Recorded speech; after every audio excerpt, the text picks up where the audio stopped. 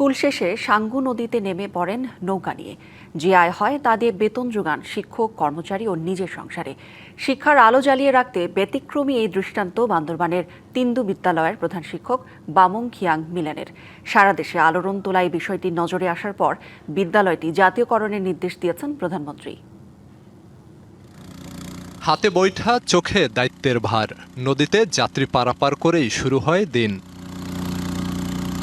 তিনি তিন্দু নিম্ন মাধ্যমিক বিদ্যালয়ের প্রধান শিক্ষক বামং খিয়াং মিলেন। নৌকা চালিয়ে যে আয় হয় তার একটি বড় অংশ তিনি ব্যয় করেন শিক্ষকদের বেতন ও বিদ্যালয়ের খরচ মেটাতে।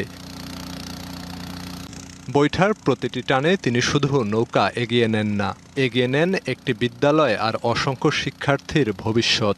আমাদের এতদিনের কষ্ট এবং দুর্ভোগ এবং এই এলাকায় যে মাধ্যমিক, নিম্ন মাধ্যমিক শিক্ষা প্রসারিত হওয়ার জন্য ওনারা যে আমাদেরকে সরকারিকরণ করবেন বলে বলছেন, এটাতে আমরা খুবই খুশি এবং আনন্দিত।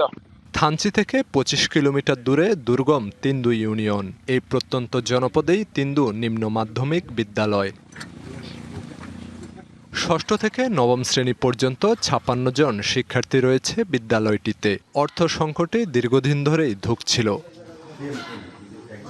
নিয়মিত বেতন না পাওয়ায় শিক্ষকরা পড়েন অনিশ্চয়তায়। প্রতিষ্ঠানটি বন্ধ হওয়ার শঙ্কাও তৈরি হয়েছিল।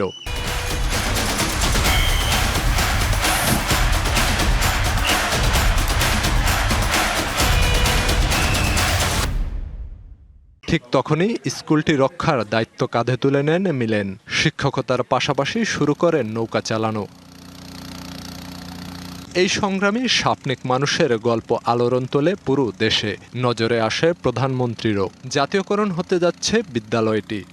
আমাদের স্কুল সরকারি পাওয়ার জন্য অনেক খুশি হয়েছে। প্রধানমন্ত্রীকে ধন্যবাদ জানাই আর শিক্ষামন্ত্রীকে ধন্যবাদ জানাই আমাদের বিদ্যালয়টি সরকারি হওয়ার জন্য। পিছিয়ে পড়া থেকে আরো আমাদের অনেক এগিয়ে আসতে আমার আশাবাদী, কারণ শিক্ষার্থীরা অনেক সরকারি ঘোষণা পর থেকে অনেক খুশি।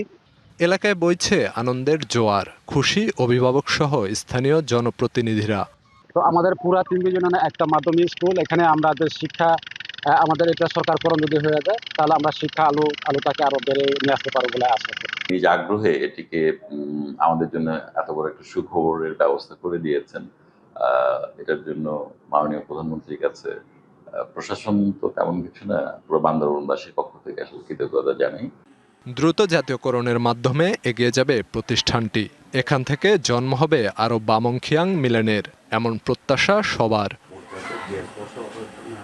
DBC news desk.